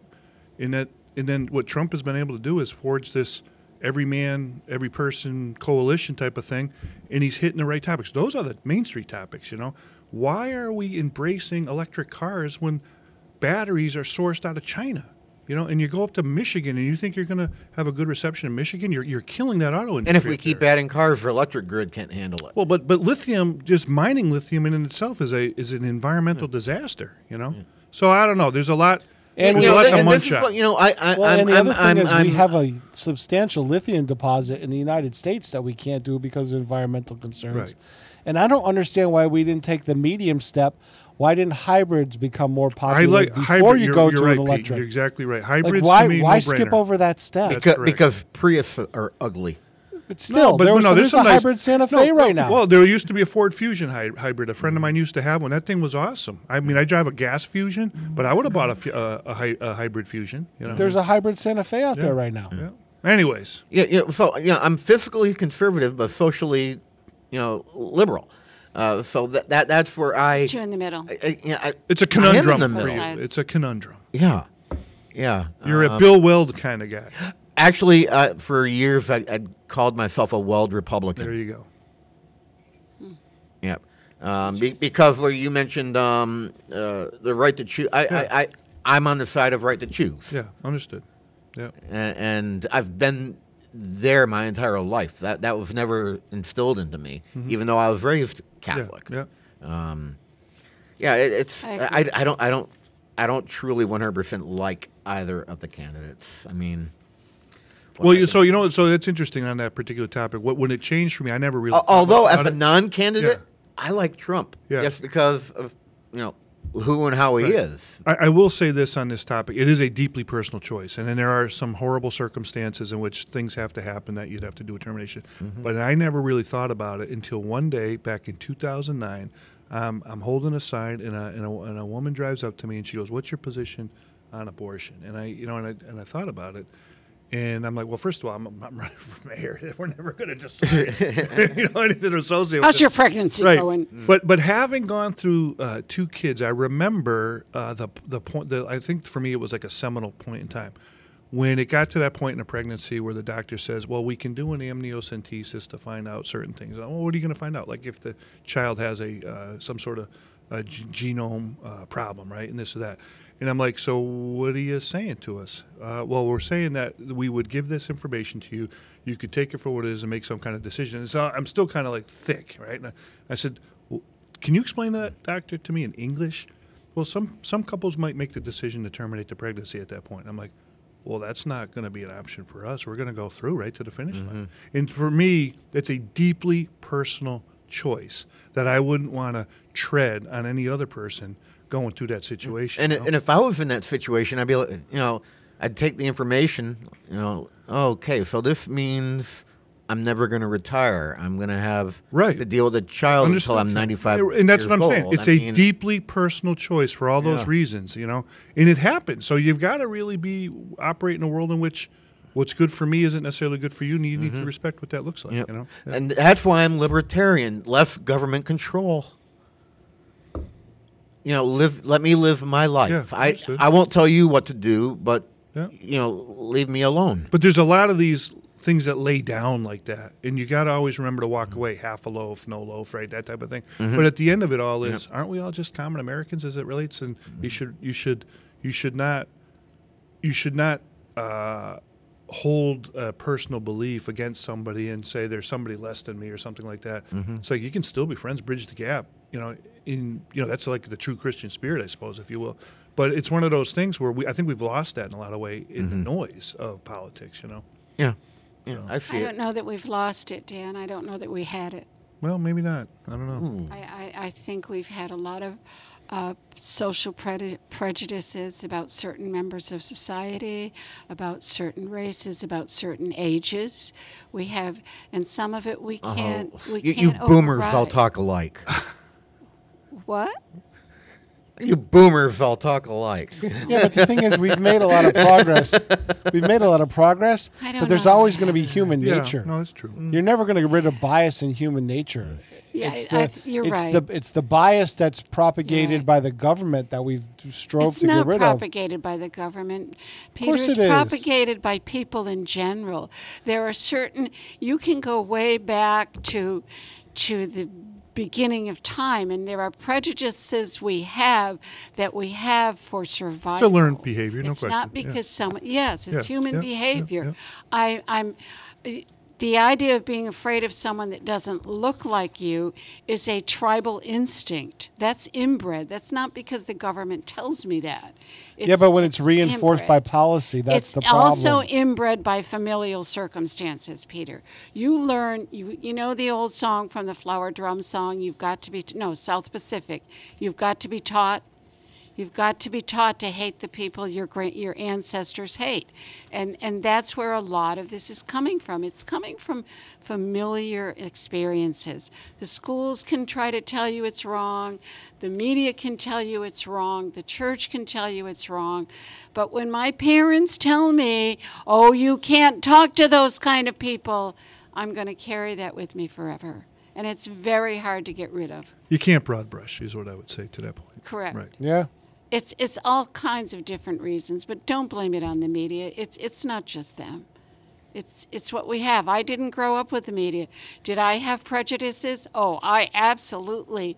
I won't say it on air, but I absolutely was grown up with family, and I was Irish Catholic, and we had prejudices when we were kids. But again, pop culture reinforces that stuff. I remember hearing my parents talk about certain things. I'm post-World War II, so a lot of those issues still, like you said, go to the coffee shop. Mm-hmm. They very much bled into the coffee den. Yeah, sure, yeah. They were very much topics that were tribal happening. when you come down to it. Yeah. It's tribal. Yeah. It's inbred. There are reasons we are afraid of certain peoples. We're afraid of people that don't look like us or don't talk like us, or it's. Okay, I'm done. Okay, Ken, can we talk magic mushrooms? Is that on your agenda? Magic mushrooms. Yeah, that question is insane. I couldn't even. I didn't insane. I didn't check that off because I don't know enough about it. I read about it. I read about it in the Secretary of State's thing, and I'm like, yeah. Why would you? Like, I think that pot, the pot when that went through, people didn't understand the question. Then they voted, and it's become a nightmare in this state. In any state that it's been in, it's become a nightmare. The pot for people opened under up the 24 gate for psychedelics. But for under 24 years old, that's become a nightmare. And now this is just the second step. And then it's just legalize everything. We used to laugh at Mike Tyson licking toads. Well, if this passes, you're going to have a lot of toad licking going on. You know, it's funny you ask about magic mushrooms. I didn't think it was one of there's 6 questions. I think 2 are the biggies. I couldn't and I said 6, although that little red book that went out, 5 listed. Yeah. In this area, there is a 6th question. What's the 6th question? The 6th question. It's only for the district of Kelly Pease. Oh, really? Seriously. And it's to for the voters to instruct whoever is state rep after this election to go after a single taxpayer insurance system. Oh, that's interesting. Yeah. And it's targeted. That's a targeted thing. And it was, and I didn't vote on that either because it hit a California over the head. organization I is behind I didn't know it. enough about it. But how in the world does that just end up in this area, in this representative district, just us? It's because it's Kelly Pease's district. It's you. If you're voting in Finn's, if your ward is in Finn's district, that does not appear on your ballot. Crazy. Well, Yes, but why is it here? the organizer of this is from Florence, Mass, and they have friends in this area. Because he's targeting Kelly Pease, the lone Republican in this area. Yep. That's a targeted. That's basically a slap across the face of our representative and the people of his district. Well, I'm glad you mentioned that because I would have gone in blindly on I did. election day and not even know anything about that. Yeah. So there's a 6th question here in Westfield. It has since been in the paper, so people are a little more aware of it. But when I went in, I saw it and I was like, that's a targeted, it's a targeted shot. And you mentioned Kelly Pease. He is a candidate. He's an incumbent going up against Bridget Matthews-Kane for state rep. That's really the only contested race we have in our district. Well, no, we have a congressional race. Milleron versus Neal. Yes, that one. Yeah. It's Massachusetts. What's going to happen? I will say this: you got that's going to be close. Ranking member of Ways and Means. That's a tough one. That's a tough nut to crack. Yeah. I don't even consider that one. But 4 minutes left to go. Thumbs up or thumbs down, Ken? Let's just do that, right? We can do that on these questions. No, I'm only hitting 2 of them. Well, MCAS. You're going to hit MCAS? That's an important one. Yeah. MCAS is the one that's I think that supported by the teachers union. Yeah. Elimination of MCAS is question 2, and It's not eliminating MCAS. What's It's it doing? eliminating the graduation eliminating requirement. the it graduation as a requirement for graduation. But the teachers union wants you to vote no, along with the Boston Globe. Yeah. They want you to vote no on that. What teachers union? MTA, I thought it was. Yeah. Interesting. The governor is to keep the status quo. right. And then number 5 is the big one: minimum wage for Yes. tipped workers. Vote no on tips, right? You want to keep the status quo on that. And you All know my what? tip friends say that. Healy is sticking with the status quo on that, Yep. as are a lot of. That question, I think, is really bipartisan. Yeah, no question. Yeah, that's Those not people a work right hard. or left. That's correct. Yeah, they Yeah. work very hard for their money. Yeah.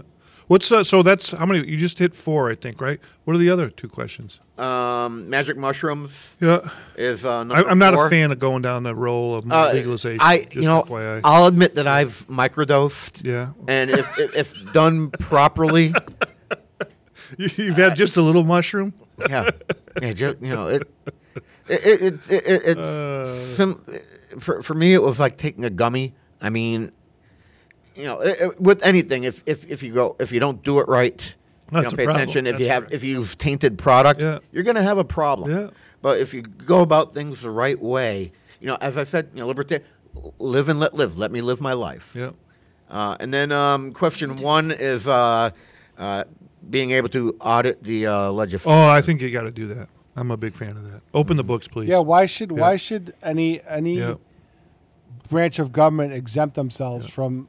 Right. You know what I'm saying? From No, scrutiny. Diane DeZiglio, who is the auditor, I think that's the way you say her name, she has really put a spotlight on this topic. The legislature, for a lot of different reasons, operates in darkness. The one of the open meeting law thing, the fact that local politicians can be held civilly fined for violating the open meeting law when they can do whatever secret things they want to do down there at the dark of the night is just beyond me. So there's been a double standard in the legislature for years. So I'm all for having the books opened up. Let's show us where your money's going down there. Mm-hmm. Yeah. All right.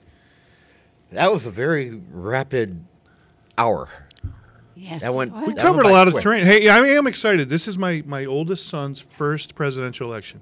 And I said to him this morning when we had the coffee at Circuit, I said, it's exciting. I said, there's a certain, this is why I didn't early vote. I said, there's a certain electricity about presidential election votes. And it's borne out in the voter rolls. Like 75% or 70% of people in this area will vote in a presidential, 55 maybe in a state, and 35 in a municipal. But the most impact you see with government is at the municipal level, but almost nobody ever votes, right? But this is exciting. And I said the first one I voted for was Bush Dukakis. And I'd seen George Bush. He came to our college campus that year on a rally. Came in, exciting. But the most exciting time for me in my adulthood was I showed up, and I was just telling Pete this story, at like 6:40 in the morning on Barack Obama's first campaign. I thought I was going to get there early, get in and out, right? I could not believe when I turned the corner, there was like 100+ people waiting to vote.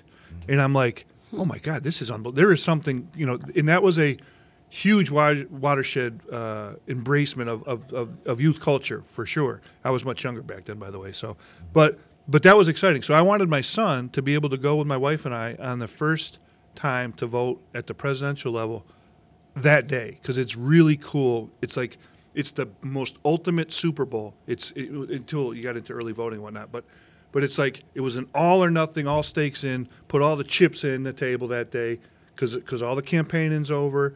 Everything's done. You've done as a candidate everything you can do. And, man, it comes down to that 12-hour window, right? And it's so cool.